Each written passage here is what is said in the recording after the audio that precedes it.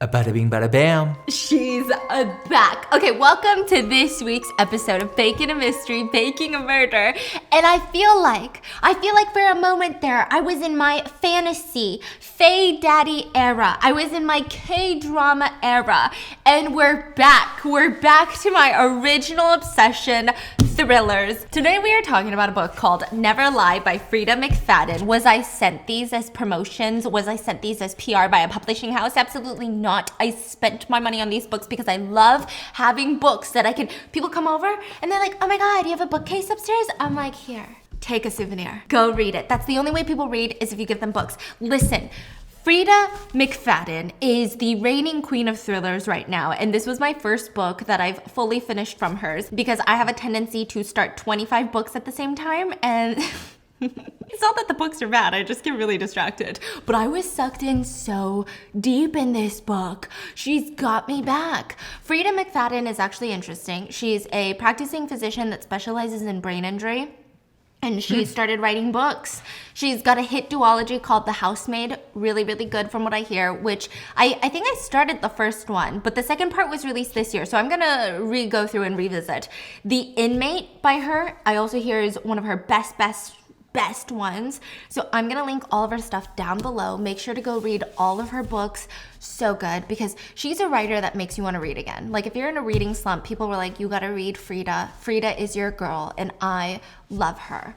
So with that being said, we're talking about a couple that gets snowed in on an open house in this random mansion in upstate New York. Snow is pouring down. A newlywed couple went there to meet with their realtor. Their realtor doesn't end up showing up.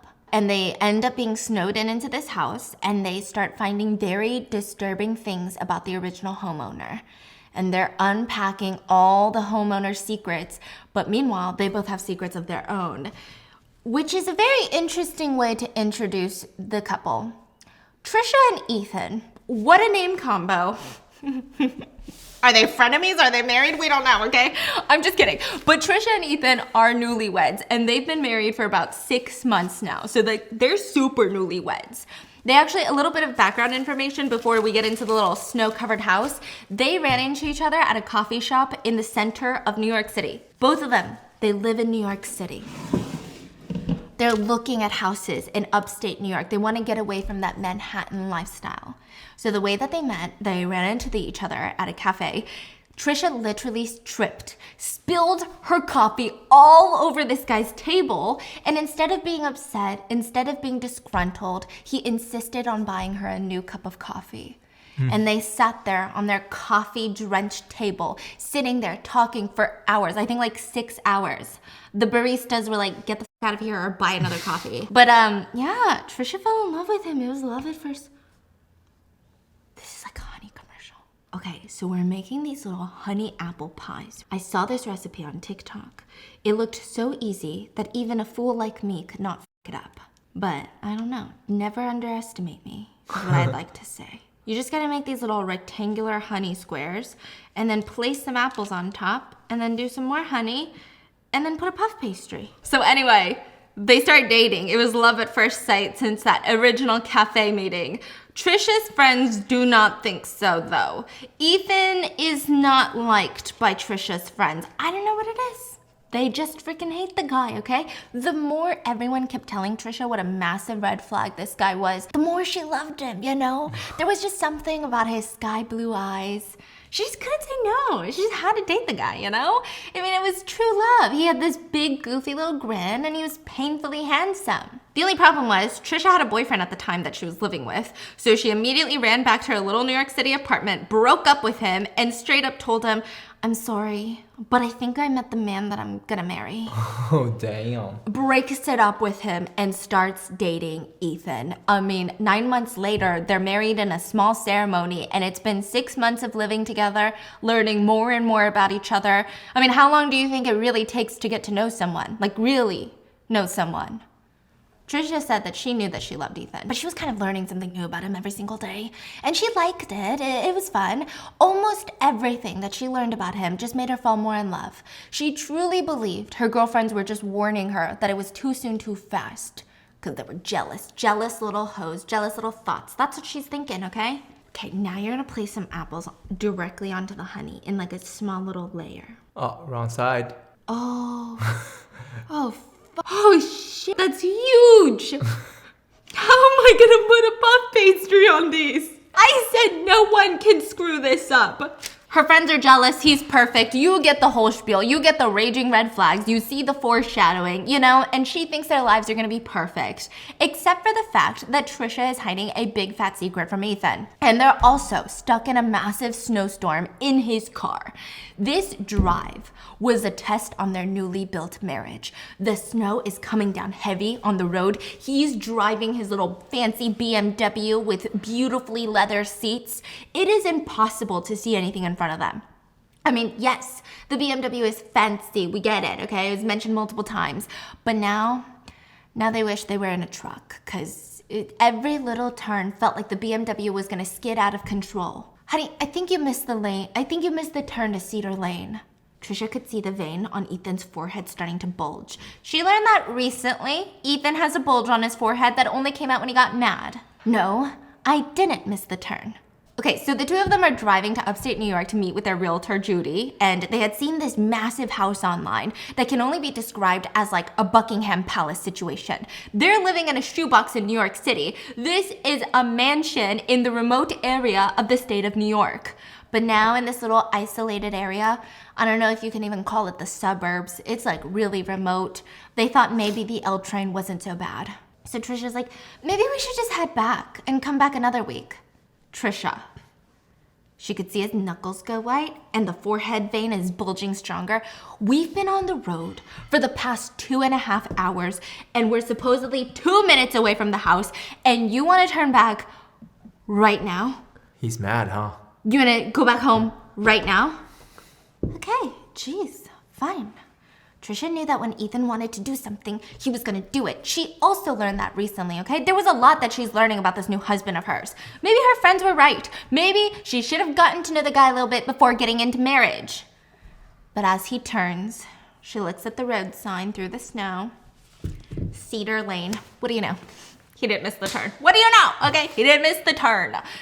They turn, and instantly they're even more shocked. The BMW is barely holding up on the main road. This house's driveway is like a mile long. It's a long stretch of land, and it's not even as big as a regular lane on the road. It's barely a road. It's more like gravel. It's entirely secluded. Even the turn into the house, you would miss it if you didn't know you were looking for a house. It is that remote in the middle of the woods. But it's snowing, right? Yeah.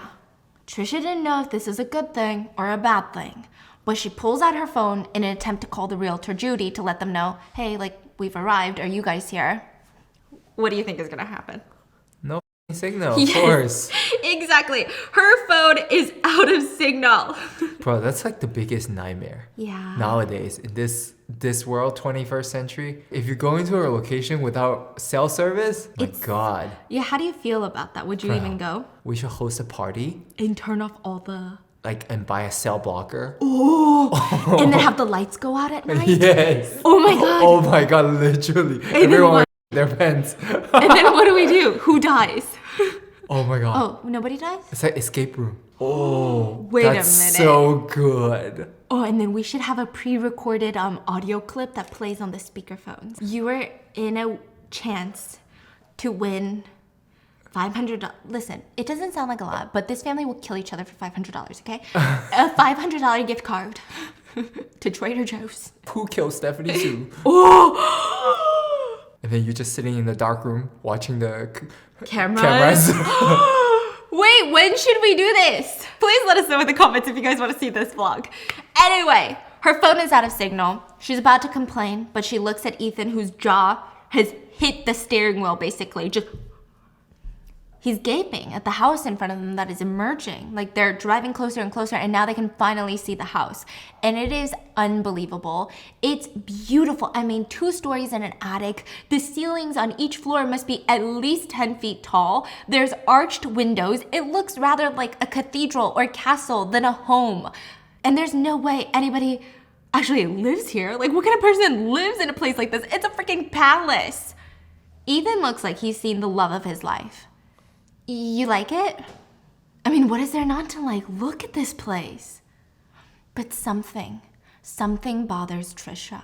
Okay, she wants to agree. She wants to be like, yeah, it's a beautiful house. But before even stepping inside, there's just this strange gut feeling that something very terrible has happened in this house.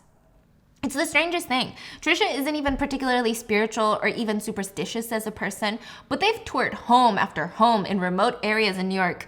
But never has she had such a random, strong, visceral gut feeling before. And almost right on cue, the tires stop moving. They're like skidding, they're stuck.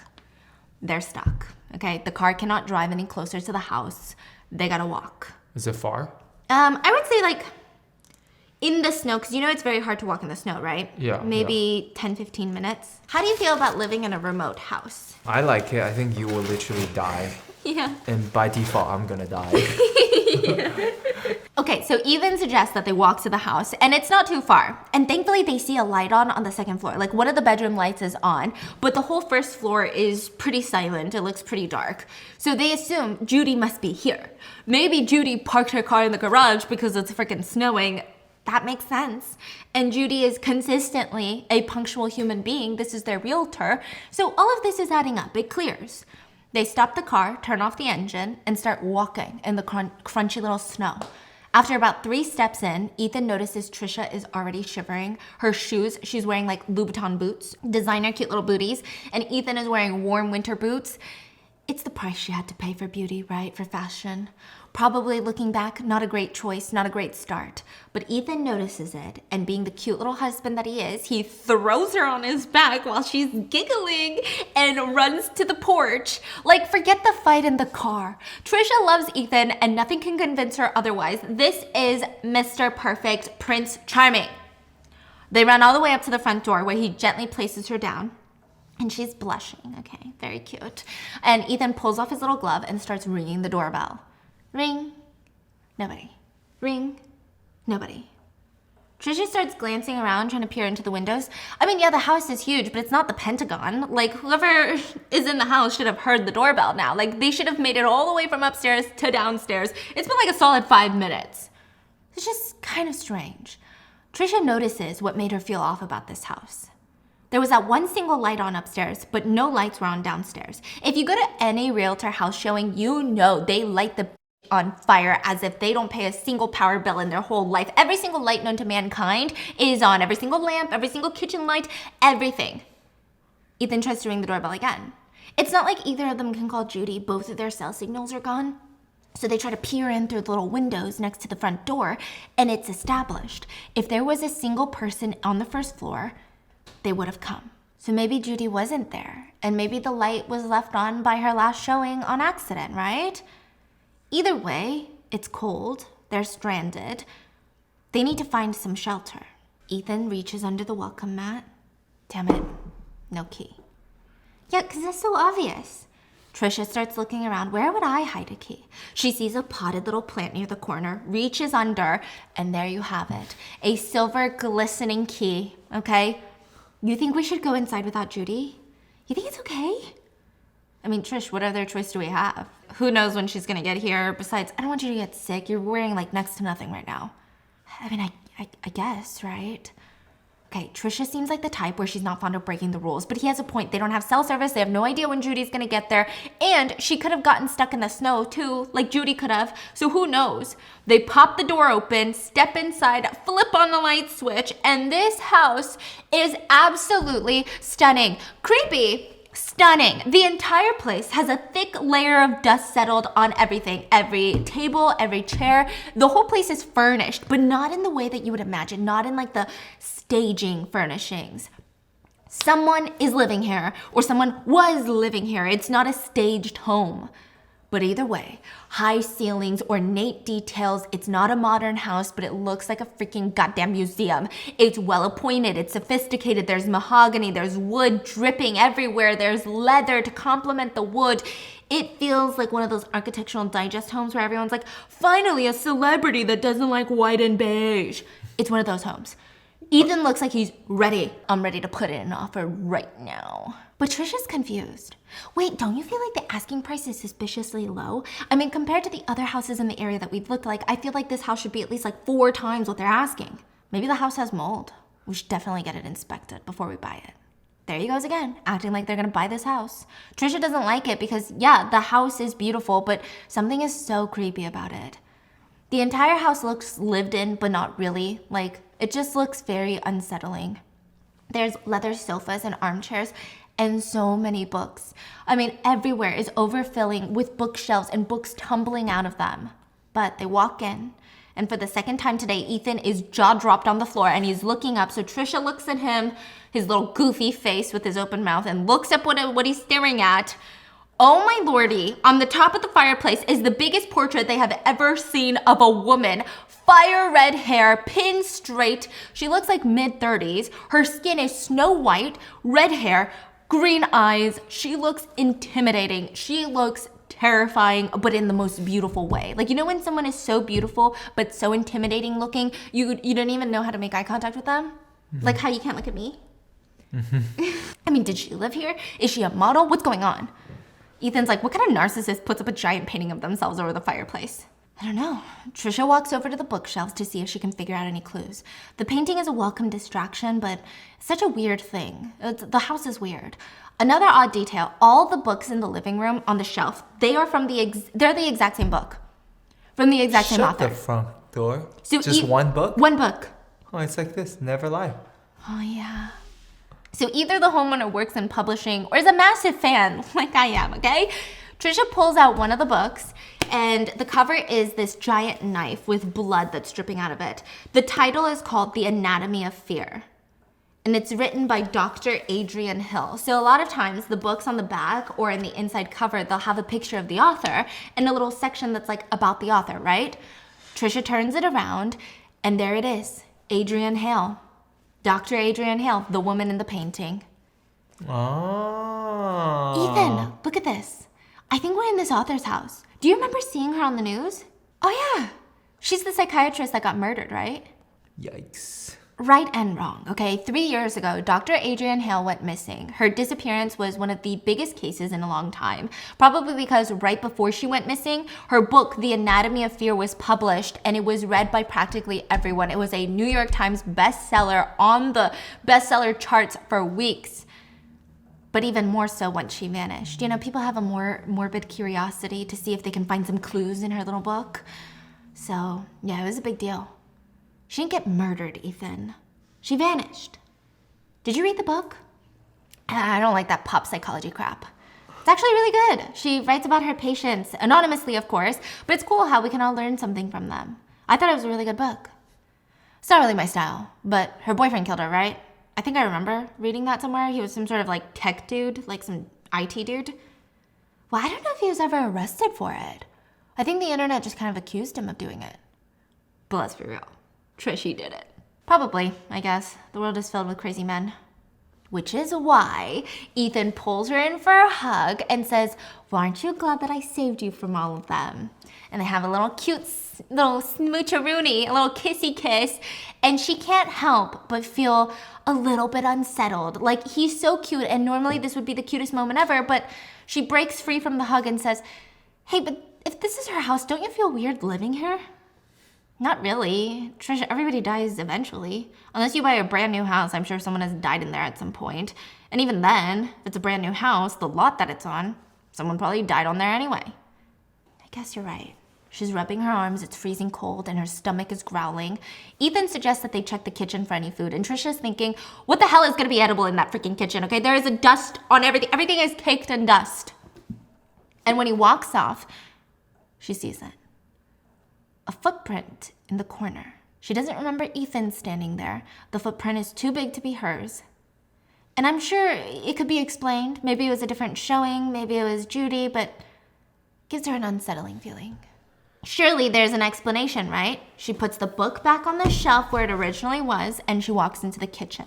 She feels like Dr. Adrienne Hale would not have liked her to mess up her books. She walks into the kitchen, and the two start guessing what happened to Judy. Like, Judy is not the type of realtors to stand them up, even in this weather, but maybe she tried to call, and their phone signal wasn't letting it come through. What if she got into a bad accident? Strange. Either way, they look out in the kitchen window and notice the snow is coming down so hard they can't even see their car. The BMW is probably covered at this point. At this rate, they're snowed in a missing psychiatrist creepy house. I mean, the shit that happens once you get married. Are you ready, babe? Are you ready for this, okay? So they both start rummaging through the kitchen, it's like 10 sizes of their kitchen in New York. But here's the odd thing. The fridge has food. The fridge has a loaf of bread and a bunch of cold cuts. Bologna, turkey. So strange. There's no way that turkey is good. Like, there's no way I'm freaking eating that bologna from 3 years ago. Trisha, it expires next week. Judy must have bought it when she came to do a showing. Our realtor, Judy, who only wears 6-inch heels, I'm sorry, I can't imagine her eating a bologna sandwich while showing this type of house. She's more of like a smoked salmon type of girl, you know? Trisha crinkles her eyebrows while Ethan gets to work making cold bologna sandwiches, because what choice do they have? And she can't help but feel bad, you know? He really is sweet. Hopefully he'll still love her when he finds out about... Anyway, Trisha tries to busy herself by grabbing waters for them, but when she walks past the sink, she stops dead in her tracks. In the sink is a half-filled water glass, and the outside is dripping with condensation, as if someone had recently drank cold water out of it. Ethan? Yep.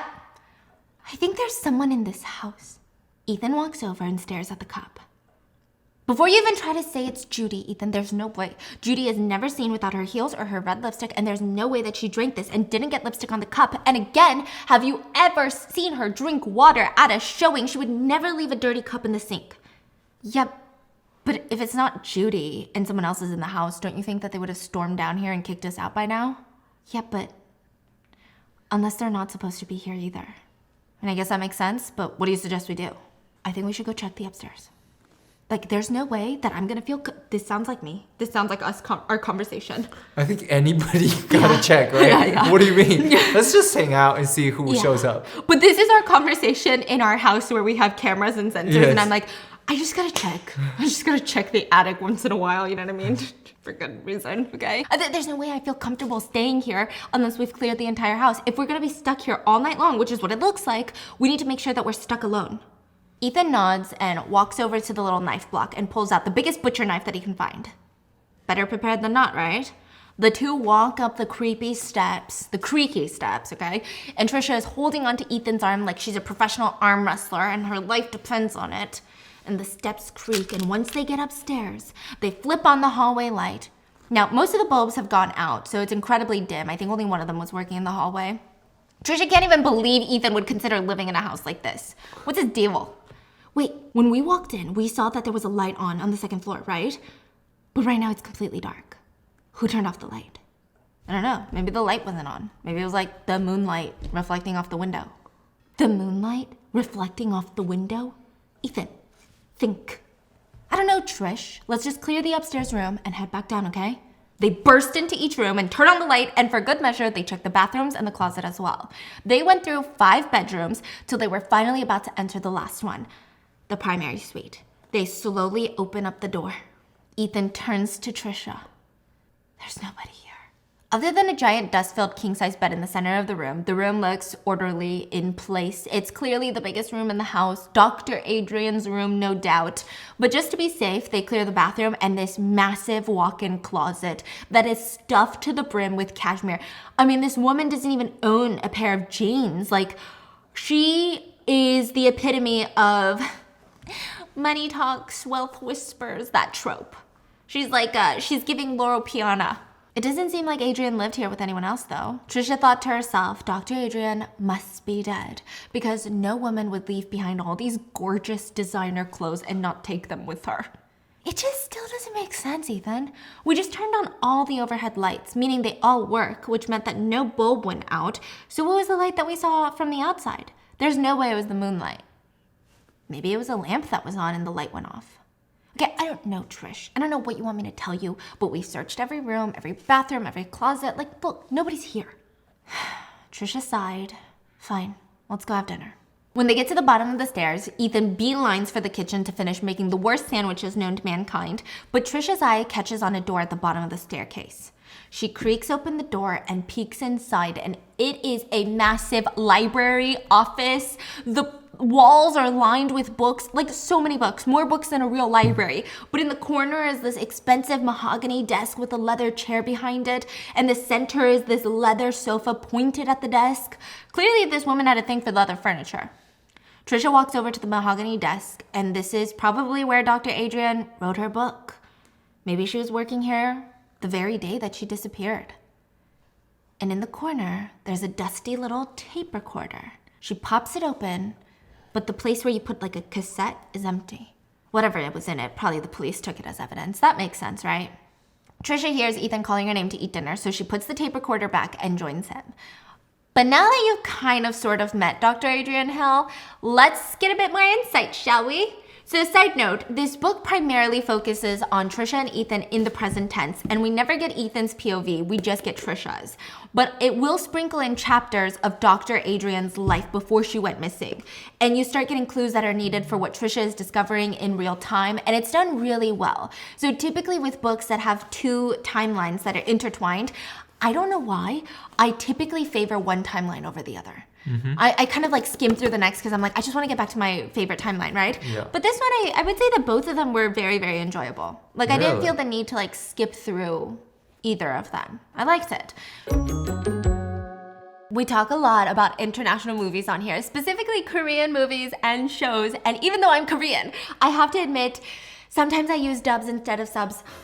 Okay, I know, don't hate me, but I have made the executive decision that I'm not gonna do that anymore. And also, I wanna watch more shows and movies and understand the context, the nuance of what's going on. And I wanna be able to go to China this year, at the end of the year, and speak my fiance's primary language. I always think about this. My fiance reads in Chinese, he dreams in Chinese, his preferred language is Chinese, and I feel like it's a whole part of him that I have no clue about because I don't know Mandarin, which is where Rosetta Stone comes in to save the day. And my marriage. Rosetta Stone is the expert in language learning for the past 30 years. They have an award-winning app where you can learn anytime, anywhere. You have 25 languages to pick from: Chinese, Korean, Japanese, Spanish, French, Italian. And the best part is you actually use it. Like it's not one of those apps that you download and you're like, I'm never gonna touch it ever again. Rosetta Stone makes it so easy to make real progress, which sets off something in my brain where I'm like, this is so easy and fun, I'm gonna do it again. Like it's like a satisfaction hit. I actually have been using Rosetta Stone daily for a few months now, and everything is so easily digestible. I love that it's not about memorizing vocab. Rosetta Stone focuses on speaking practice, pronunciation, and prepares you for using the language in real life. I saw a video of someone saying it was hot to be bilingual, so I'm like, well, now I gotta be. So do it for the K-dramas, the traveling, to be a hot person, and to keep your brain sharp. So for a limited time, our listeners can get Rosetta Stone's lifetime unlimited subscription, which gives you access to all 25 of their languages forever for 40% off. Visit rosettastone.com/baking today. Rosetta Stone, how language is learned. So Dr. Adrienne Hale, she was one of the best in her field, top-notch as psychiatrists get. She was up there, which also means that she had the luxury of charging the price of a mortgage for just one session and not taking any insurance. Yeah, she also wasn't the type of psychiatrist that you were like, oh my God, I just feel like she gets me. Yeah, she's the type that I feel like will judge you. But in a good way. Like, she makes you want to do better. Dr. Adrienne didn't make you feel stupid, but she never reassured you just to reassure you. She was a stoic person. Sometimes she would let the silence hang, making you feel very uncomfortable. She could also spot a liar from a mile away. She said everyone has a tell, you know? Everyone has a tell. Whether it's playing with your hair, tone of your voice changing, maybe the ends of your sentence keep going up instead. Maybe you're unable to make eye contact. Those are the typical ones, the easy ones, the ones that you can find on TikTok. But Adrienne was good at picking out every person's tell. She warned those close to her, never lie to me. And the first flashback that we get is right before Dr. Adrienne publishes her second book, The Anatomy of Fear. Okay, her publishing agent came to her secluded house to deliver the final copy. And her agent does these special deliveries now because Dr. Adrienne has already been a New York Times bestseller, so of course she treats her like a VVIP. And that still means something in the publishing world. Adrienne watches as her agent stumbles around out of her Audi, looking at her phone and wobbling on her heels in the stony walkway. She looks annoyed that she had to drive all the way to upstate New York. But of course, when Adrienne opens the door, the unmistakable fake smile is there. Adrienne! How are you? I hate those words. Nobody really cares, and nobody who answers is ever honest, so why bother? She invites Paige in and watches as her mouth falls open. Listen, everyone is always impressed with her house, but to her, it's just her house and her office. She meets with all of her patients in this office. Oh my God, it's massive. Are you not scared to live here alone, Adrienne? I mean, you're like in the middle of freaking nowhere. You have a security system, right? Yeah, they're called locks. They come with the doors. You're insane. You need like cameras. I could see if Alex knows anyone for you. I'm sure he has a ton of colleagues that would love to date you. Adrienne desperately wants to roll her eyes. Her agent is suggesting that having a boyfriend would make her safer in a house with no security system, but statistically, having a boyfriend would increase her chances of being murdered because boyfriends love to murder their girlfriends. Oof. I'm perfectly fine. Thank you, though. That's true, I guess. You practically invite the crazies right in the front door, right? Anyway, I better get going. I was gonna just drop off your proof copy. So this is like the copy that she gets in book form before it gets published. Adrienne freezes, though. Did her agent just call her patients crazies? Adrienne escorts her out and takes one last look at her, and she wishes that she could see her face later when she fires her via email. Besides, Adrienne knows how rare it is to actually be killed by a patient as a mental health worker. It probably happens once a year in this country, and most instances, the victims are young female caseworkers, and most often, the perpetrators are men with schizophrenia. But Adrienne does take a lot of precautions. She never keeps anything sharp on her desk. No need to tempt fate. She records all her therapy sessions. She asks all the patients to consent to all the audio recordings. But even if they don't, she still records it. It's not like she's releasing the tapes. It's for better accuracy of notes, you know? Notes can lie, but the audio will never lie. She makes sure to vet every single patient that comes in through the front door of her home. None of them seem alarming in any way. Well, except him. But soon enough, he'll no longer be her patient, so it's fine. Her most difficult patient started kind of like a charity case. No, literally. His mom, Susan, begged Adrienne, please just take him as a patient, please. I'll pay all the bills. For 2 years, she paid all the bills, until she stopped. He's 2 months overdue, and it's finally time to cut him loose. She had been waiting for an excuse anyway because he's a raging narcissist. No matter how much she worked with him, there was no way he was going to get any better. She knew this. No psychiatrist could help this man.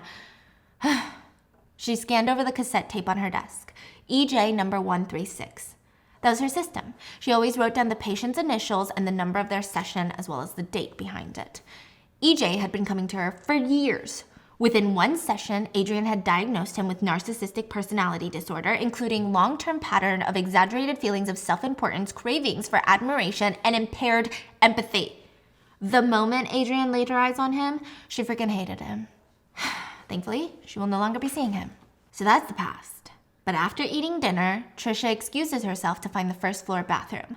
It's less creepy, but Trisha can't shake the feeling that she's been having all night, and I'm sure it doesn't help to be snowed in a presumed dead woman's house, right? But still, the place is giving her the heebie-jeebies.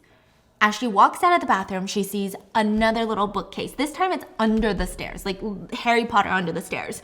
And these were guilty pleasure books. So all the other rooms, the office, the living room, they were filled with like psychology books, nonfiction books, textbooks. But this, filled with Stephen King. I'm like, not even a Colleen Hoover book in sight? Not even an ACOTAR? No, Stephen King, the classics, okay? It, The Shining. Something to keep Trisha's mind off things. She reaches for The Shining, undoubtedly the most classic, right? But when she tries to take it off, it's like stuck. And she hears a loud click. And the bookshelf kind of falls open. Not like all the way, but a little hinge. My God. Secret door? Secret door. Ah, so good. And there's a small little hidden closet under the staircase. Trisha makes sure no one's looking, particularly Ethan.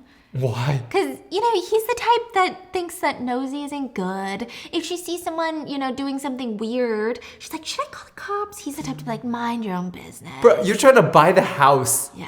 How do you not know what's going on? See, you think that my fiance is like that, right? He's like, mind your own business. But if I saw a secret room, this guy he'd be like, Oh, yeah. He'd be pouncing over. Oh, yeah. Okay. For sure. And she swings it open. It's a tiny little closet and a small little string hanging from the ceiling. Cling. She pulls on it. A light bulb illuminates. The entire room is filled to the brim with tiny little shelves filled with cassette tapes, all of them perfectly aligned. There seems to be a method to this madness. Each patient is identified by their initials. The very first session is always in blue. And then the rest of their subsequent sessions are in black. And if they conclude their sessions, the last one will be in red. The only one that wasn't initialed was one with big capital letters. Luke. Luke was the boyfriend that was accused of murdering her. He was splashed all over social media, and before Trisha can get too invested, Ethan calls her name, and for some reason, she doesn't want him to know that she's snooping. So she closes the door and runs out to find him on the couch with a big bottle of wine and a smile on his face. He's always been a bit of a wine snob. Guess what I found? It's a cab from South Africa. It's not great wine, but it'll do. Ethan fills both of their glasses and clink. Trisha hesitates. She knows that now is the time, now is the best time to confess. But she can't bring herself to do it. So she takes the tiniest little sip of wine, hoping that her baby won't taste it. Yeah, it's correct. Trisha's big secret is that she's mother-freaking pregnant, literally mother-freaking pregnant. And the biggest red flag of all, if I were her friend, I would tell her that's a big red flag, is she's terrified of Ethan's reaction. She thinks that he will be mad at her. Technically, they had it all planned out. They were gonna be married, be free for a couple of years, buy a house, settle down, travel, and then in a few years, they were gonna start their family. But no, she's pregnant. Why is she scared? I don't know. Apparently she took antibiotics that interfered with her birth control, and now here we are. And she just remembers listening to this one phone call of his, okay? So Ethan runs a startup, and he was talking to one of his employees, and he was just screaming at him.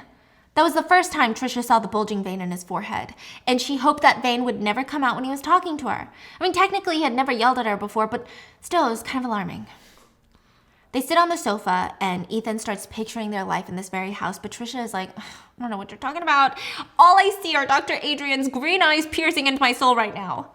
So Ethan notices, jumps up, takes down the portrait. What are you doing, Ethan? You can't do that. I'll put it back before we leave. He places the giant portrait on the floor with the picture facing away from them, like towards the wall. He jumps back onto the couch and starts making his moves on Trisha. I don't understand how you can even get a bonbon in a situation like this. Like, if you got a bonbon in a situation like this, I'd be like, you need to go see a doctor. But the doctor is gone. Oh, they do it. Yeah, they do it. When they're done, Ethan's like, I'm gonna go take a shower. Wait, are you sure? You don't think that's... Well, she's been missing for years. It's not like she used the bathroom yesterday. Trisha could not find one good reason why he shouldn't shower. So she watches him run up the stairs and remembered, she had something to do. Before she went out of the secret room, she had stolen a single tape. She wanted to go listen to it in the office. She finally has some privacy while he showers, and she runs into the office, puts it in. Session number 2 with PL, 25-year-old female who suffers from PTSD after surviving an extremely traumatic incident. She is so curious, huh? Oh yeah, wouldn't you be? Not like that. I'm like... Get out of here. You are these so people, curious. I don't even know these people. Why would I care? Yeah. Right? It's like, I don't know. Especially there's so many. I'm like, okay. But she's missing. I don't think I would have cared as much if the psychiatrist wasn't missing. Okay. But I think I'd be like... So you're going to be detective?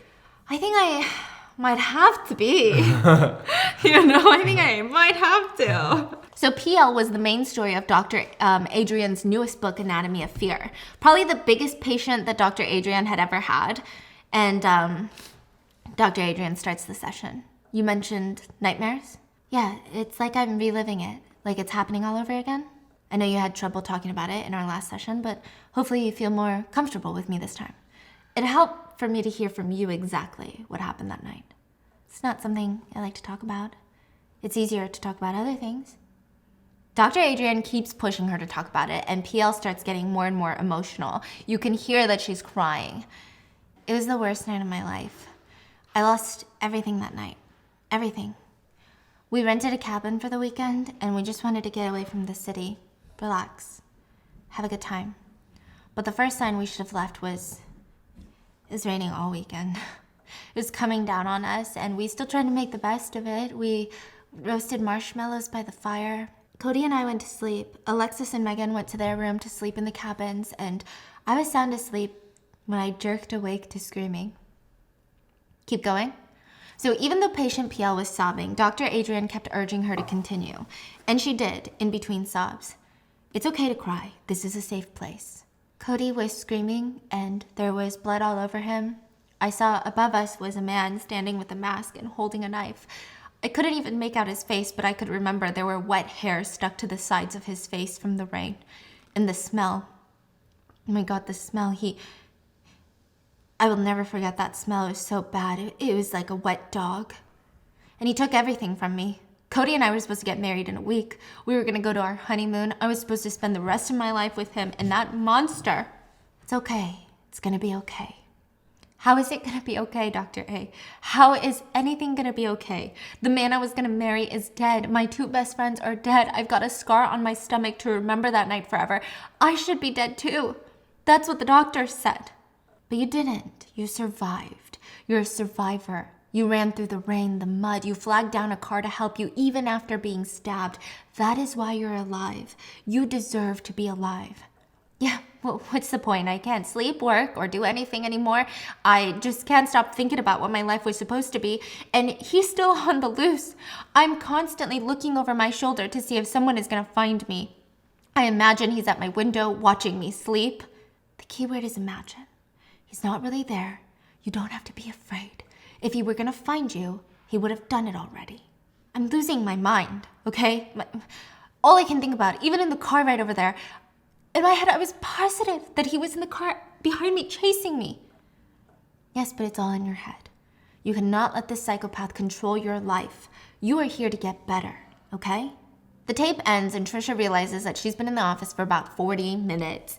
And she's amazed. I mean, sure, she read Dr. Adrienne's book, but listening to her voice, it sounds like she's the voice of God. The way that she told her patient, it will get better, it didn't seem like filler words. The way that she said it was so much assurance, confidence, force. It's like someone told you the future and you couldn't even argue with it. It's just what was going to happen. Trisha runs out to see Ethan freshly showered and in new clothes. Are you wearing the clothes that used to be her boyfriend's? The man that killed her? What choice do I have, right? You should change too. She's got tons of sleep clothes in her drawer. No thanks. I'd rather just sleep in my clothes. Oh my God.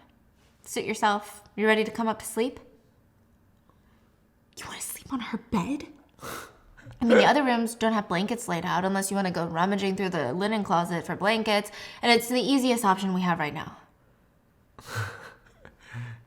Fine, but we have to lock the door. Unfortunately for her, none of the doors had locks, which seems dangerous for a woman who lives alone in the middle of nowhere. Like, you mean bedroom locks? Bedroom door? How are we going to get out of here tomorrow? Trisha is on edge, but Ethan seems not that worried. I mean, you would think that this guy is on vacation at a bed and breakfast that he personally booked. I'm hoping the storm passes and we get reception back. Judy knows we're here, so hopefully she'll try to contact us, and if she can't get in contact, I'm sure she'll send someone, right? Trisha gets into bed and lets Ethan cuddle her, and normally she feels safe in his arms, but not today. Not today. And being pregnant, she keeps waking up every hour to use the restroom. She thought that this was reserved for later on in the pregnancy, but I guess her bladder was already being squished. That and the house was just so creepy she couldn't even fall asleep. Trisha grabs the red robe, because she's exhausted, that's hanging on the door of the closet. Dr. Adrienne's red robe. At this point, she's too tired, okay? To be fair, it's so soft. Buttery soft and warm. Trisha wonders why she waited this long to wear her clothes. And surely, in the morning, she's going to hate herself for this, but at 3 a.m., it's fine.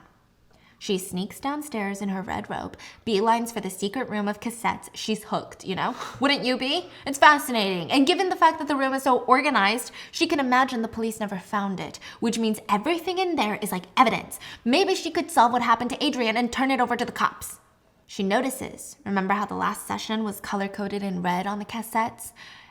Either every patient had a red color code or they didn't, which means that she was still seeing them actively when she vanished. But one patient stood out to her. They had a red cassette, but then immediately after, black cassettes. Why would they end their session only to start right back up again? She pulls the red tape titled EJ 137. Pops it in. Transcript 137 with EJ, a 29-year-old suffering from narcissistic personality disorder. He walks in. I got you something, Doc. Bottle of cab from South Africa. Thank you. I don't know how much you know about wine pairing, but this would go great with some sort of cream sauce. I appreciate the tip. You didn't have to. Please have a seat. EJ sits down, and Dr. Adrienne informs him that his mother had stopped paying for his sessions. Do you remember this guy? Yes. Meaning she can't see him anymore, and he feels very upset. He accuses her of just being money hungry, doing it for the money, and when that doesn't work, he tries to guilt trip her by saying that he was making such good progress, and it was all gonna go to shit because of her. He even begs her to open a tab for him. He can pay her eventually. His parents are technically filthy rich, and they're just being assholes right now. It's not like you need the money, Adrienne. You just had a best-selling book. I bet you made a fortune. You should pay me to hear my life stories. Oh, That is irrelevant. You could write a whole book about my life and make what, $1 million off of it? It doesn't work that way. So what, you're just gonna cut me off because I can't afford your sessions anymore? Goodbye, good luck. I have a colleague of mine that does take insurance that would be more than happy to take you in. I'll go to the papers. Big, fancy, Harvard-educated psychiatrist turns down patient because he's not loaded and can't pay for her new Chanel bag. So you never actually cared about me, huh? As I said, I'm sorry. Sorry? Well, you don't know what sorry is. You're gonna be real sorry later. I'm gonna have to ask you to leave. I'll be back. And when I am, you'll be begging me to sit on that leather chair. Begging me. Trisha ends the tape and wants to gag. The man on the tape was threatening Dr. Adrienne. He sounds toxic, violent, scary, threatening. I mean, just listening to his voice sent shivers down her spine. And the worst part is, the voice sounded so creepy, but also like kind of familiar. She could not put her finger on it. Strange. It's not what you think. So the bottle of wine they probably drank, the one from South Africa, was probably given to her by this patient. She felt disgusted for even taking a sip of his disgusting wine. But if this was supposed to be his last session and it ended so badly, why would she take him back? While she's deep in thought, she hears a bang, like a crashing noise. She can logically try and convince herself that it's Ethan getting some water, but she knows that's not true. She grabs a pair of scissors from inside the desk drawer and runs out. She scans the kitchen, the living room, nothing, no one. And then she sees it. The portrait of Adrienne, Hale, the one that they placed on the ground facing the wall, it was back up hanging. yikes. And her green eyes were staring into Trisha's soul. She books it up the stairs, runs to the master bedroom, slams the door shut, starts trying to move the dresser to block the door. Ethan wakes up confused. What are you doing, Trisha? I heard a noise. There's an intruder in the house. Maybe it's a squatter. I don't know. But someone in this house, okay? There is someone in this house. What are you talking about, Trisha? The painting was moved. Moved! Why would a squatter do that? I moved the painting. What? It never occurred to Trisha that Ethan would put it back after taking it down. But it kind of made sense. Trisha, you're freaking me out. Are you all right? Listen, if you woke up in the middle of the night, Yeah. freaking shoveling, blocking the door and say there's an intruder Yeah. or squatter, Yeah. my reaction is like, not, what are you talking about? Yeah, your reaction is, Yeah, I'm like freaking grabbing the gun, like blocking it, hide, dodge, call 911, like do everything. Yeah. But he's like, what are you doing? What's wrong with you? Is that the reaction? what's your deal? Yeah, it's like, what? What's going on? Come on, get it together, chop chop, we're under attack. Yeah. Oh my gosh. Oh my gosh, you need to work on your survival instincts. You got the survival instincts of a f***ing grapefruit. But maybe it was the pregnancy hormones making her paranoid. Look, Trish, we cleared every single room in this house. There's nobody else here. It's just you and me, okay? Ethan convinces her to get back in bed, and this time he gives her a back rub, and slowly she drifts off into a slumber. Now, Adrienne was not all about the money, like EJ accused her of being. For example, in her free time, she liked to volunteer at a clinic for low-income folks in the Bronx. She loved it. She knew that they actually needed her help. Her regular patients, no offense, with the exception of PL and others who have experienced major traumatic events, majority of her clientele were bored-rich housewives that were unfulfilled by their hedge fund manager husbands who pay little to no attention to them, and it was boring, okay? Those sessions pay the bills. This clinic, the volunteer work, it's the reason she got into psychiatry. Anyway, one day she's running late, which is her absolute pet peeve, and she's speeding to the clinic because When she volunteers at the clinic, they load her up so tight on schedule, she doesn't even have a lunch break. Everyone's back to back. So if she's late, it pushes into the next one and the next one. And she's only there once a week. These people desperately need her help. When she gets to the parking lot, a red Jetta turns into the parking spot that she had been signaling for. So her blinker had been on. They knew what they were doing. They knew that she had been waiting for that parking spot. So she did something she doesn't normally do. She honked her horn and didn't let go. It was like, beep. The driver of the car, a young kid, gets out and has the audacity to stare at her, as if to say, so what? I took your spot. She wanted to run him over, but of course, she couldn't. It was immature, you know? Instead, she found a new parking spot, ran into the clinic, and it's actually at this clinic she runs into Luke Strauss. He did not work at the clinic, but he was hired by a third party to turn all the clinic's paper files into a digital file. He worked for her boyfriend. Oh. Well, soon to be. He worked for a tech company, and it was very obvious that Luke had a crush on Dr. Adrienne. Very obvious. And when he found out through nosy receptionists that Dr. Adrienne lived out in the middle of nowhere, he offered to install a security system for her. He said that he just installed one for his mom, and she feels so much better now. Now, back in present time. The next morning, Trisha wakes up to a note on her pillow. Ethan telling her he's working on breakfast downstairs and he didn't want to wake her.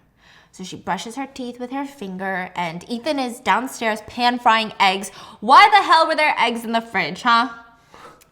Not that the answer matters right now, because whether pregnancy or why the were there eggs, Trisha runs to the sink and just lets it rip. She's gagging, she's throwing up for like 5 minutes straight. Ethan seems super concerned.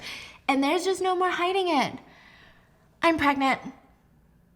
She half expected him to fly into a rage because, you know, but instead he's really happy.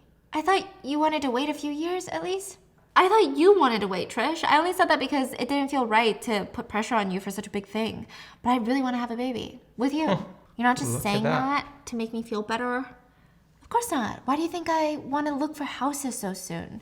So we can fill it with all our little kids. Thank God. I was terrified to tell you. I thought you were going to get so angry when I told you. What? When am I ever angry with you? He does have a point. When is he ever angry with her? Annoyed? Sure. Angry with others? Sure. But with her? Never. It kind of makes sense now, though. What do you mean? All the paranoia? The rummaging around at 3 a.m.? The whole painting thing? Pregnancy hormones, right?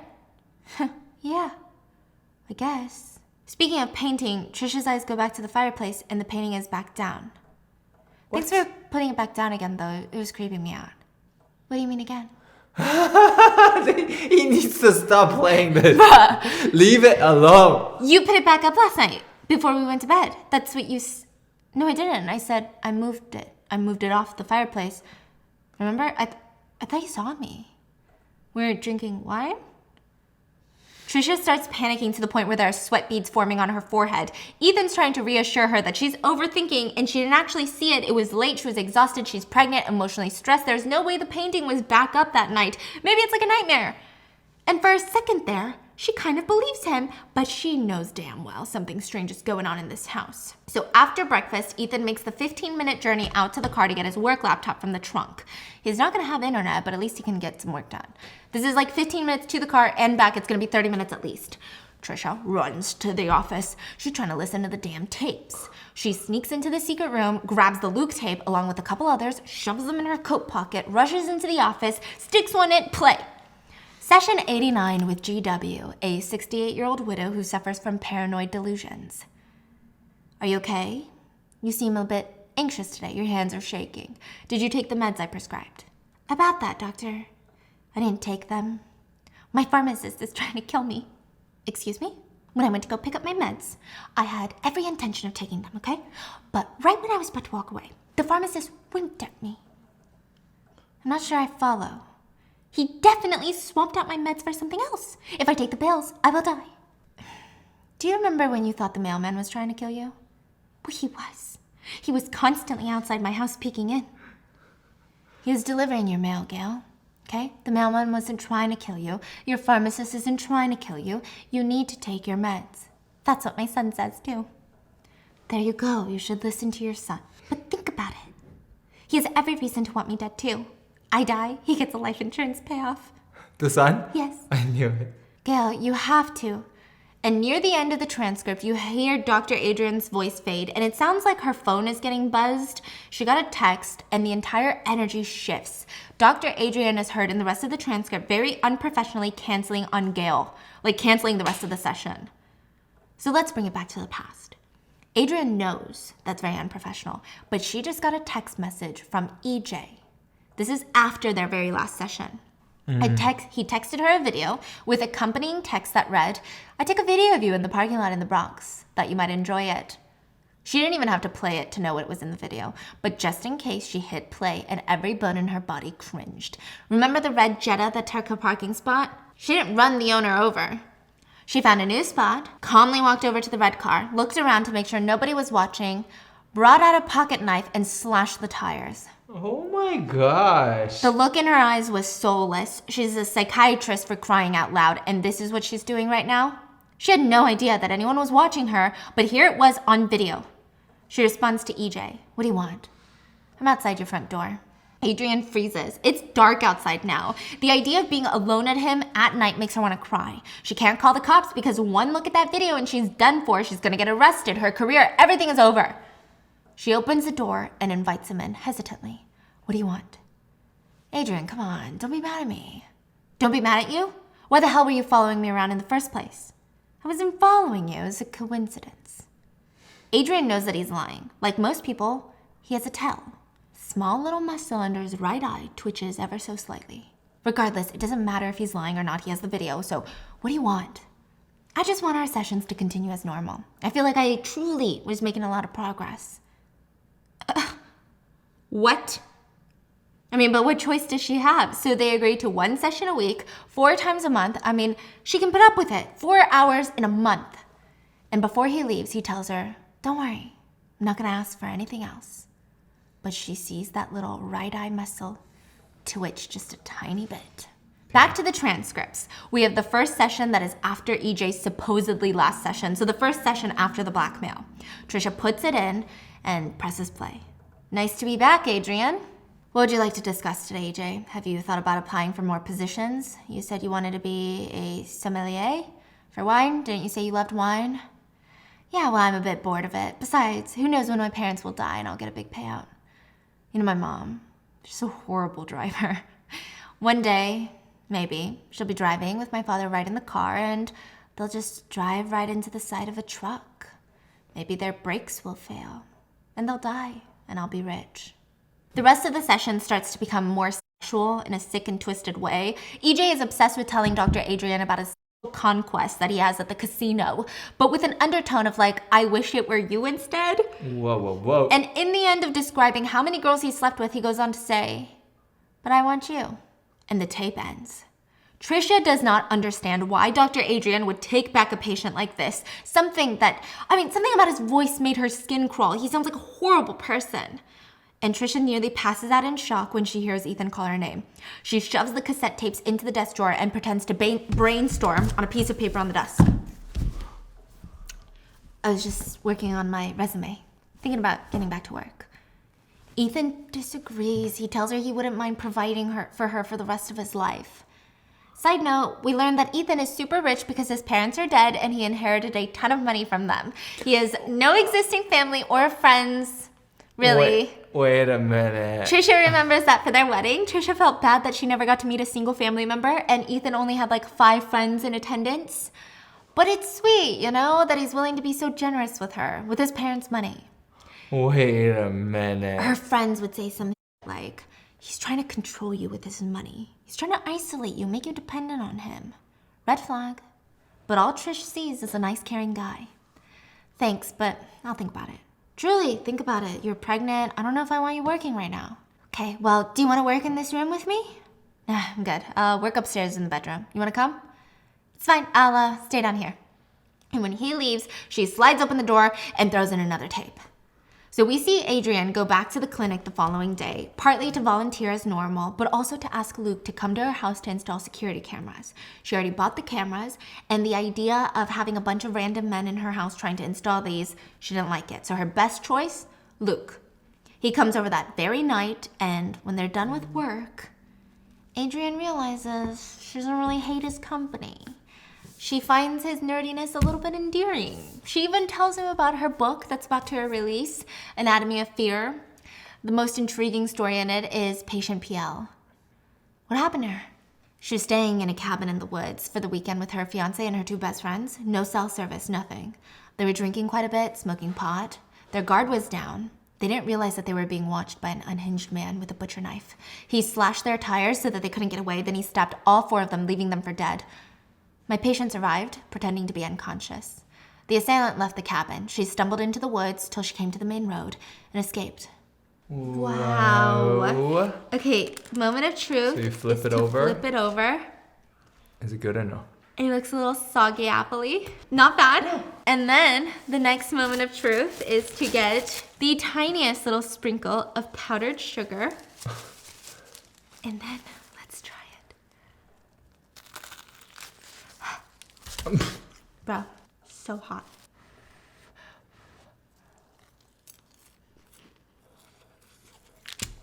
Good, bad, average? Good?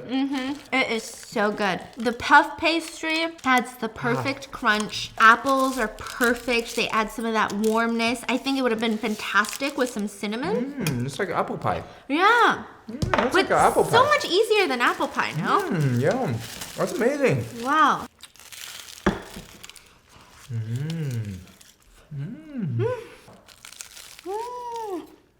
I mean, get out of here. I'm a professional baker. No wonder I have a bacon of mysteries. If people could bake this well, they'd start a bacon of mystery. Oh, yeah? Incredible. Now, Luke is like, Jesus Christ, that's awful. The worst part is they never caught the guy. He's still out there. For the past year, she's had nightmares. It tortured her knowing that he's still out there. But with counseling, she's gotten a lot better.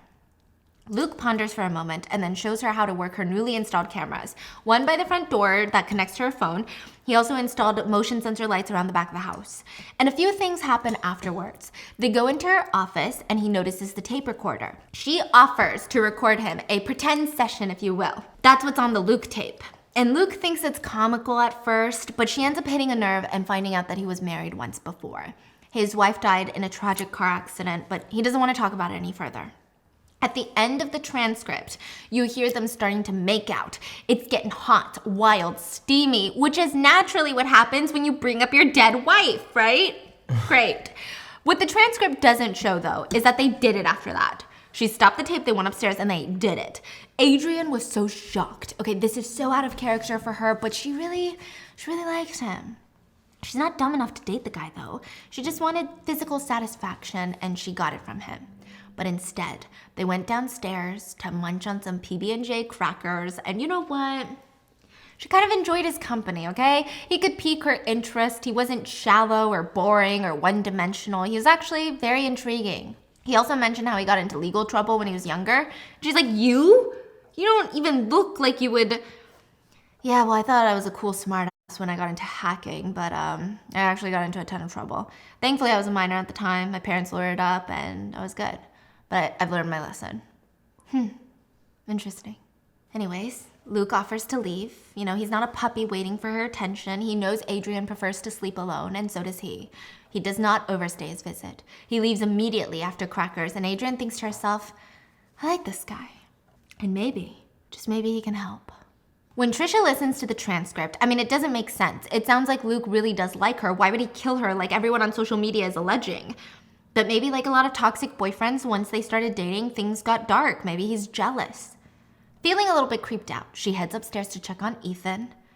And when she's heading upstairs, she sees this little string from the ceiling. Attic door.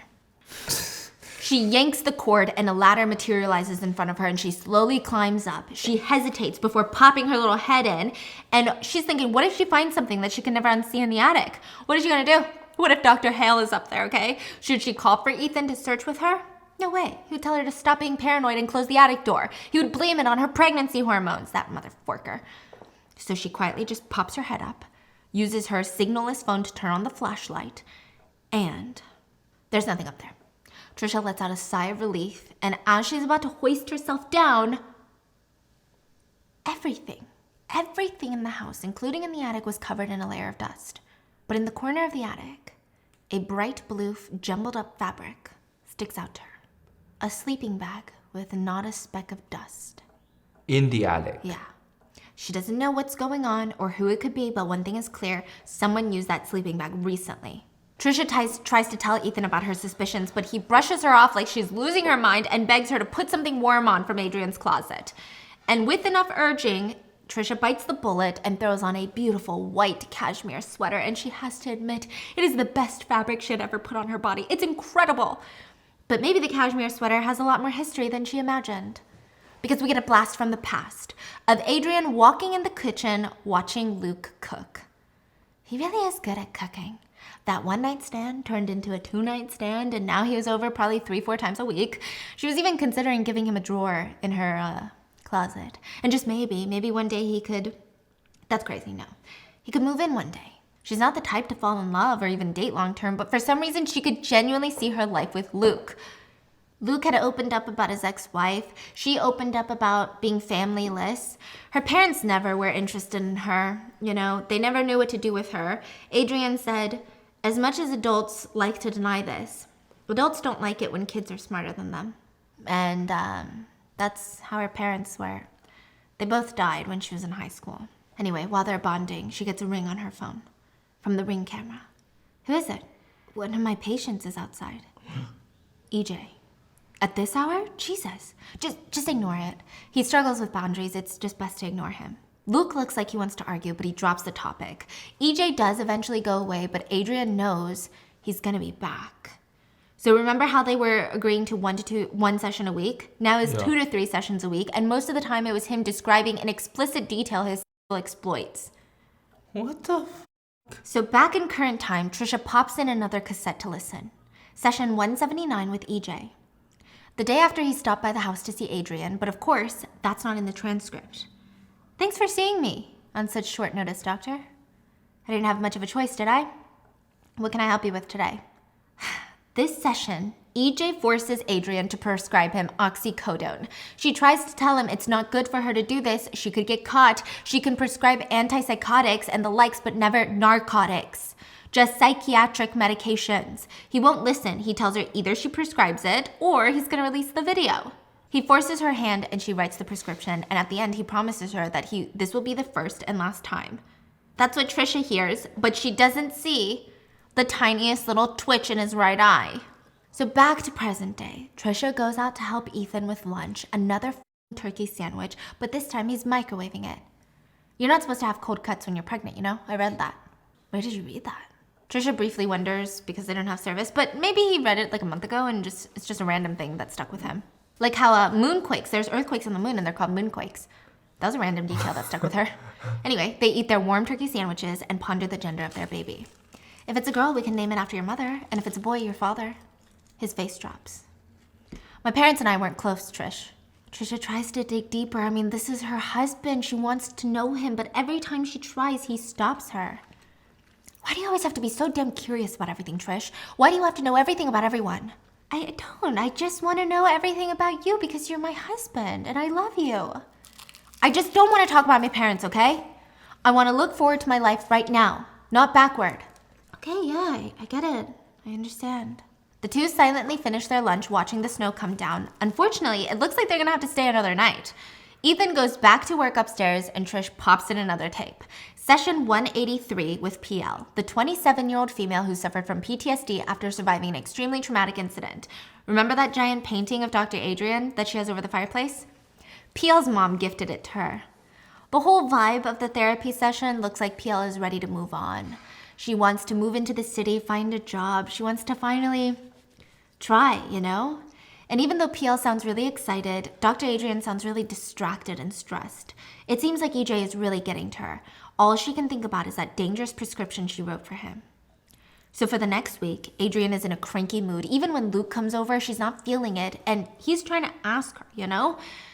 And while she's distracted thinking about all these things, Luke is like, I love you. He's saying I love you for the first time. They've been dating for months, and this moment feels so special, and she wants to say it back, but She just burst into tears because for the first time, she feels herself falling in love with someone, but her entire life is falling apart. It's okay, Adrienne, you don't have to cry. I didn't say it because I want you to say it back. In fact, I know that you might not, and that's okay. I'm not hurt just because you don't respond, I promise. No, it's not that. That's not why I'm crying. Then what's going on? You seem really distracted and stressed out recently. Is it work? Kind of. I'm being blackmailed by a patient. Blackmailed? Jesus, the guy that showed up in the middle of the night? That was him, wasn't it? What could he possibly have on you that he could blackmail you with it? A video. It's not sexual. It's just something I wasn't very proud of. And now he wants to ruin my life with it, and... You said when you were in high school you could hack computers, right? Where are you going with this? Maybe you could find the video for me and delete it? Luke looks stressed and disconnected. He looks honestly disappointed that she would even ask for such a thing. Adrienne also won't tell him what's on the video that could be that bad. And she says, look, I can get you his apartment keys. You can go to his house, get onto his computer, and just delete the video. It'll be okay. And how are you going to get his keys? Just let me worry about all of that, please.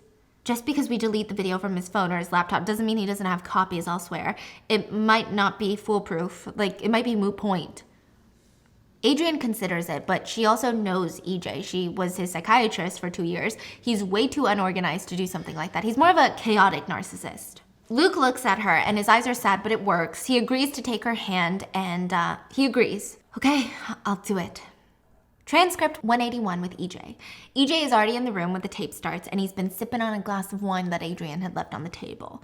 When she enters, she apologizes for being late and EJ starts talking.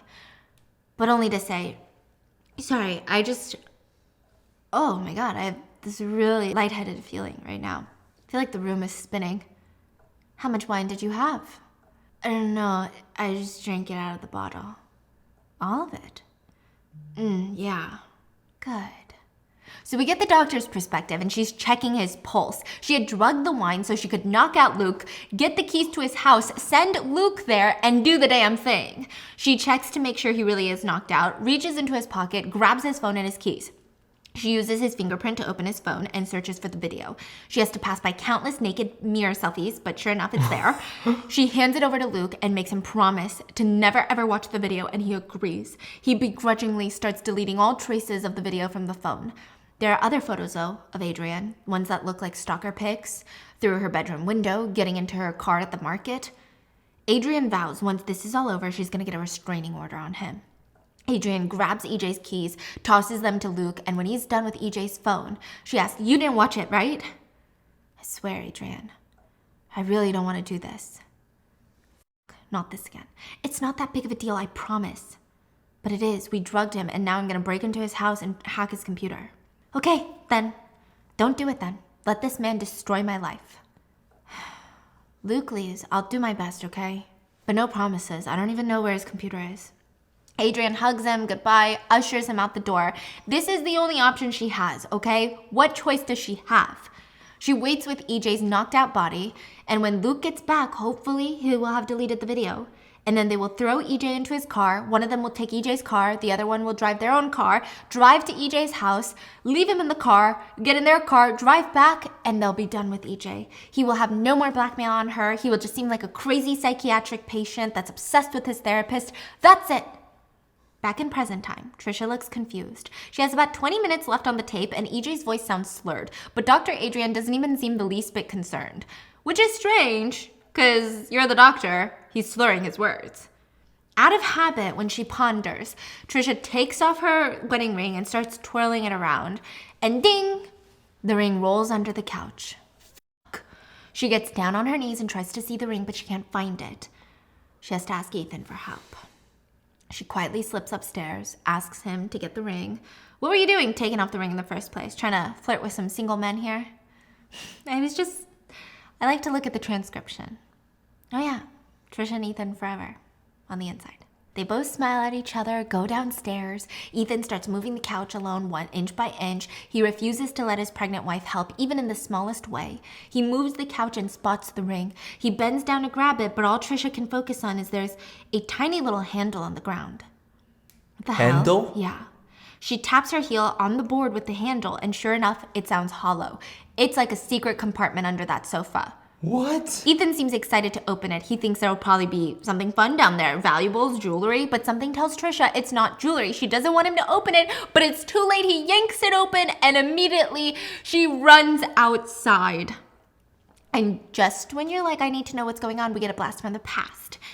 Adrienne waits for Luke to get back, and she can immediately tell he's disgusted with her. I saw the video. But he still helps Adrienne take EJ home. And once they get back, she tearfully asks him, do you hate me now? I'm not gonna lie, I'm not thrilled with you right now, but I see why you wanted to get rid of that video. I guess it's good to know that you're not so perfect either. The two smile, and Adrienne blurts it out before she can stop it, and she doesn't regret it, but she asks him to move in soon, and he agrees. Adrienne looks down at her phone, and a text message from EJ comes. You bitch, you broke into my house, I'm gonna fucking kill you. Adrienne smirks and deletes his number. There's no reason for them to ever be in contact. Adrienne does not believe EJ would kill her. He's angry, but if he really wanted to kill her, he would never text her that. He's not that dumb. Either way, she never shows Luke the message. She doesn't want him to worry. Besides, she wants to focus on their future together. Wait, so she's not even 1% anxious or worried? Back to the future. In present day, Trisha's outside on the porch yakking into the flower pot. Ethan is trying to comfort her, but she can't stop throwing up. I guess we know what happened to Dr. Hale now. In between gagging, Trisha responds, I guess so. She remembers what she just saw and throws up some more. Under the floorboard was a rotting corpse, deep into decomp. No, not skeletal remains, but dried out blackened skin clinging to the bones remains. And scraps of clothing, denim pants, a blue shirt. Oh God, she's about to throw up again. Sorry you had to see that, Trish. I should have never opened it. I just thought it'd be jewelry or something.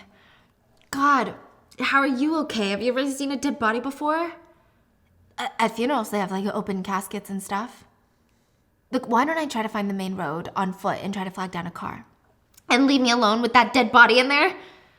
We don't have a lot of options, Trish. I mean, I guess I can wait till morning. I don't know if there will even be any cars out there right now. Okay, fine. Ethan helps Trisha back inside where she's shivering, and he offers to get her a bowl of warm water to stick her feet in, because she was barefoot out there. She's kind of amazed that he's able to maintain his composure, but I guess that's what every family needs, right? Someone in the family to be level-headed in times of ultimate crisis. Trisha closes her eyes, trying to relax, but bang! Both of them jerk up. They stare at each other wide-eyed. This time there was no denying it. There was someone else in the house, in Dr. Adrienne's office. Unless the corpse came back alive, okay? Back in the past, we see Dr. Adrienne shopping with Luke, grocery shopping, and they have this cute little moment of PDA. They're making out in the milk aisle, okay? They're cute. She can honestly see herself marrying this man, and it's been about a week since they got rid of EJ. And in a moment of bliss, she forgets that she could potentially run into a patient, and GW comes up to her at the grocery store. Remember that old lady that was convinced the mailman and the pharmacist were trying to kill her? She seems much more put together now. Hello, Gail. How are you? I haven't seen you in a while. Oh dear, I didn't mean to interrupt you and your gentleman friend, but I just got very excited when I saw you. Well, I haven't seen you in so long. What's been going on? Are you all right? Oh, everything is great. I took your advice and I had a talk with my son, and it made me realize how paranoid I was with my thoughts. You really helped me so much, and I even stopped drinking, which I think was adding to the paranoia. I've completely turned things around. Dr. Adrienne just lost some money, but she's genuinely happy, okay? Gail looks better than ever. The two say goodbye, and Dr. Adrienne turns around and hears a ding from her phone. Reaches in, grabs her phone, and boom, the video is there. She texts, what do you want? Talk tonight. Dr. Adrienne knows she just made exponentially one of the worst decisions of her life. She just poked a sleeping bear, and he was angry.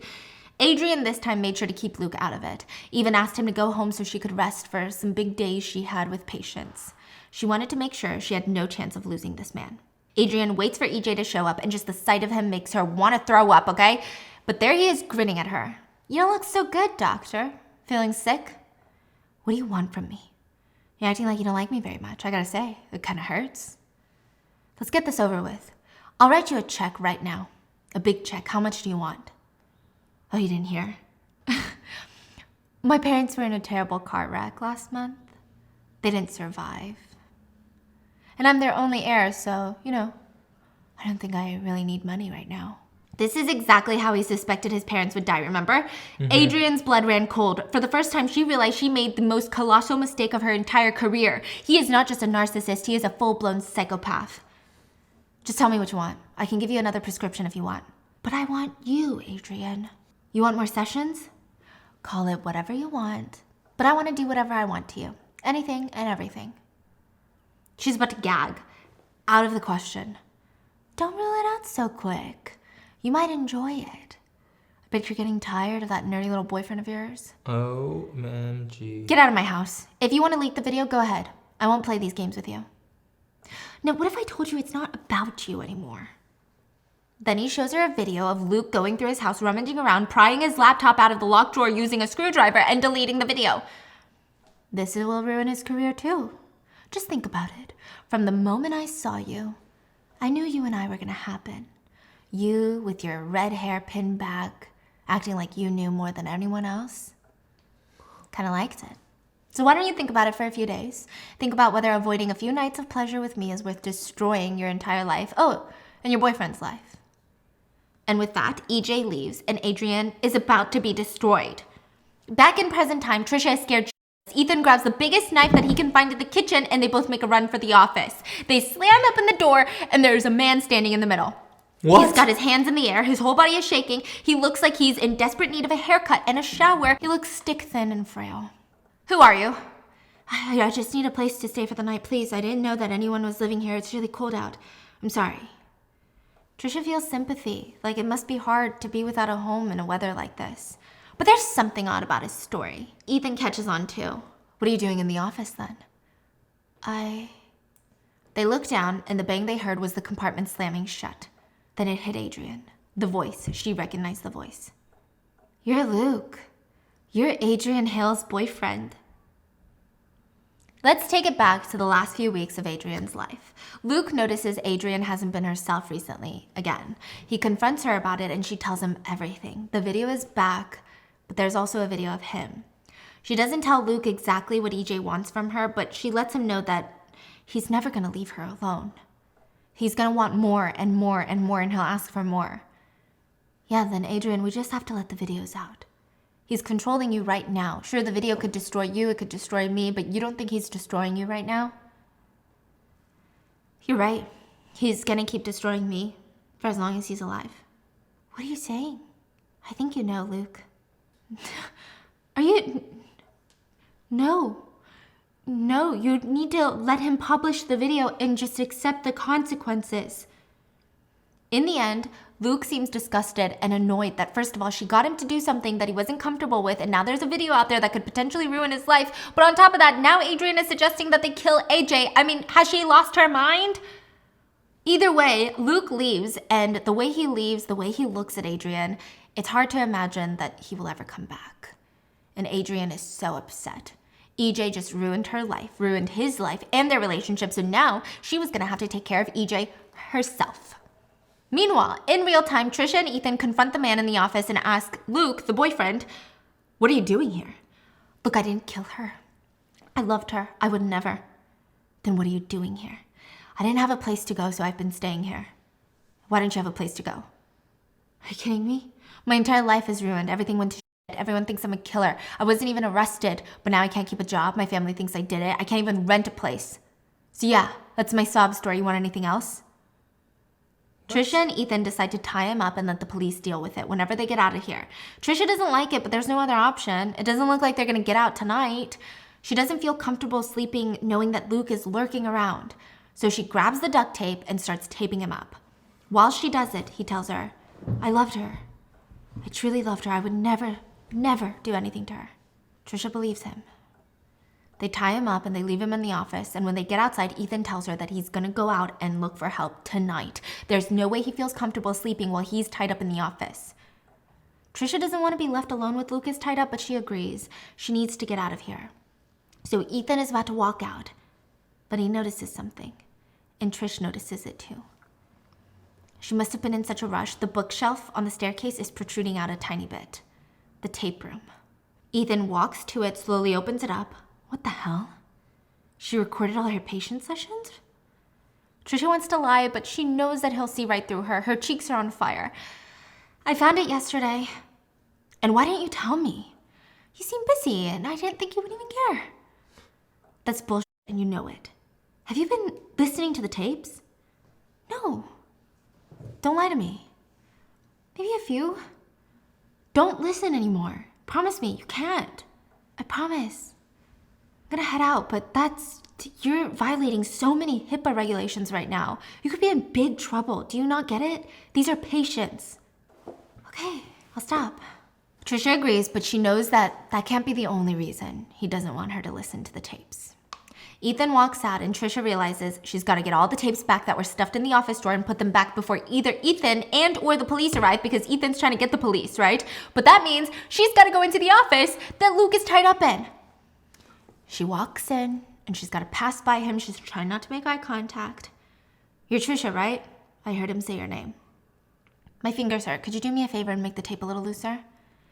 Do you think I'm the dumbest person on the planet? At least I tried, right? He stares at her while she moves to the desk. Well, you can try and explain to the cops when they get here how Adrienne Hale's body got under the floor of her office. That's the thing, Trish. I mean, pretty sure that's not Adrienne. What? You heard me. Look, she would never wear jeans. She doesn't even own jeans. I've never seen her wear it. But if it's not her, then who?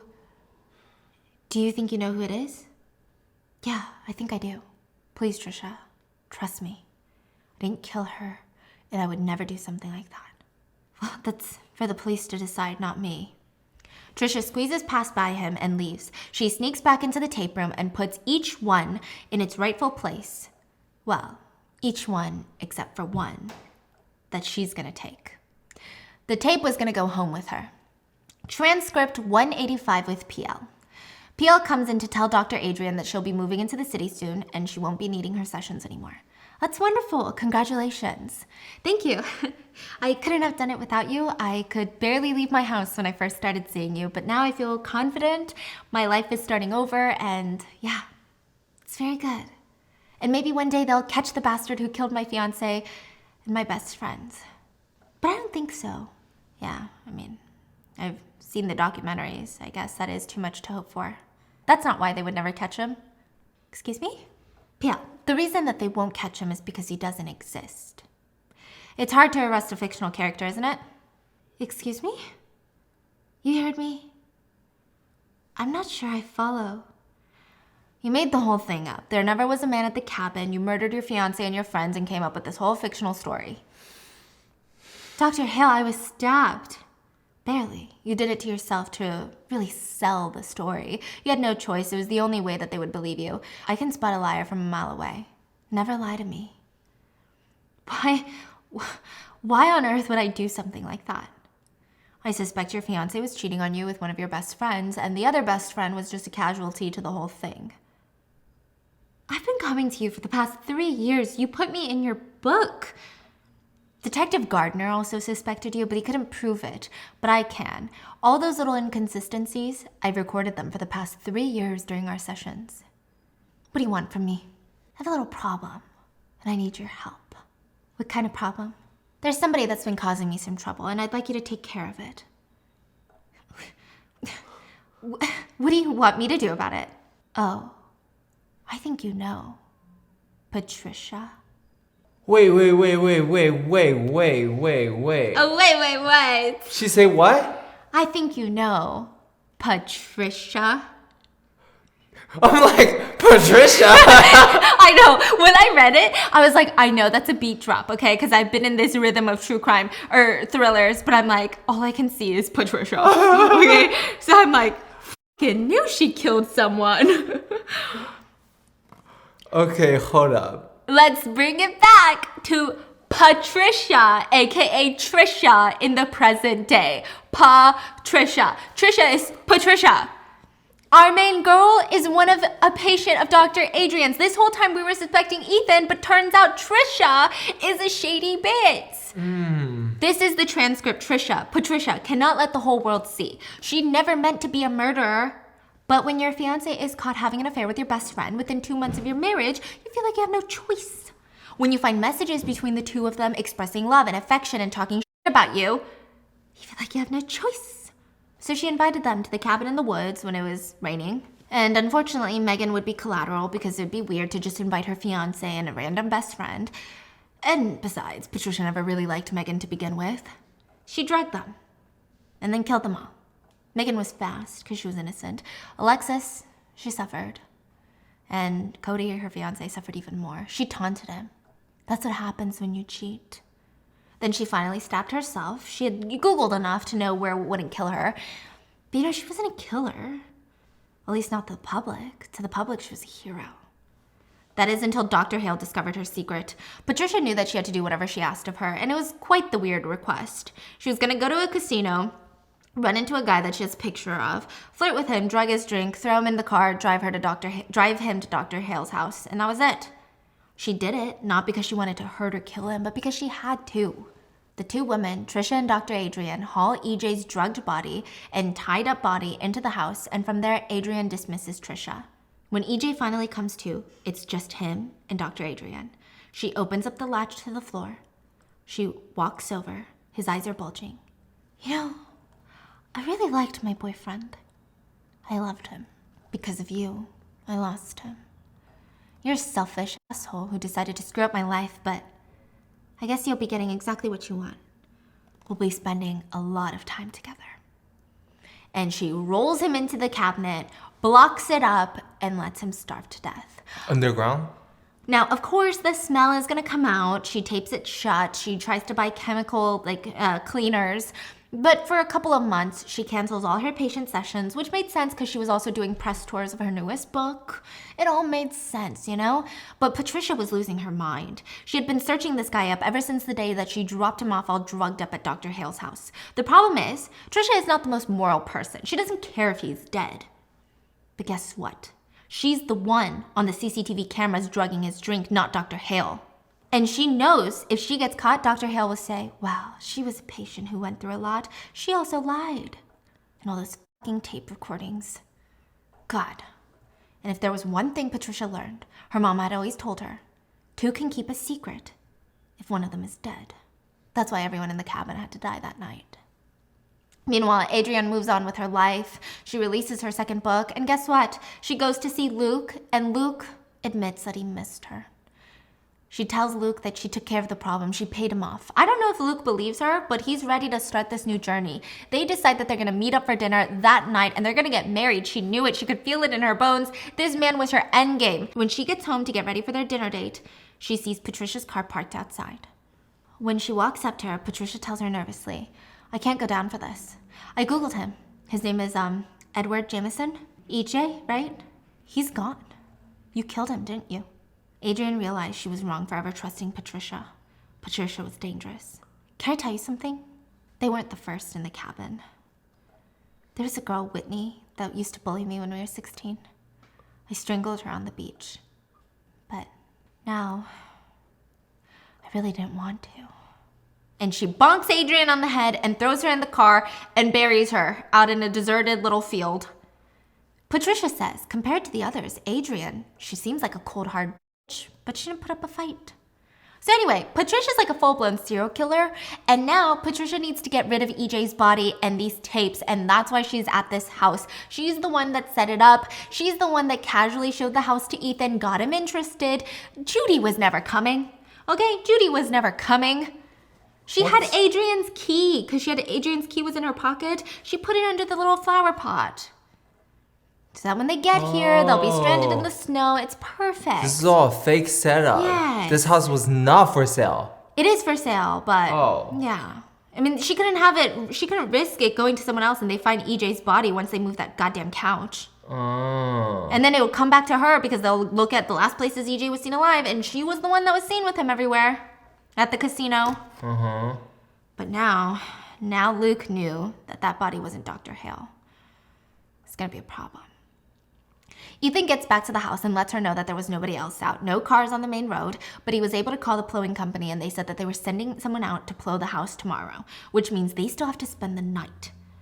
What about the dead body? I couldn't get to the police. I guess we'll have to tell them in the morning. He has no idea that she's responsible for the dead body. So she goes upstairs to wash up, and she sneaks downstairs and she sees her husband throwing stacks of cassette tapes into the fireplace. As much as Patricia had a secret, so did he. She knew it all along. She was just waiting for him to tell her.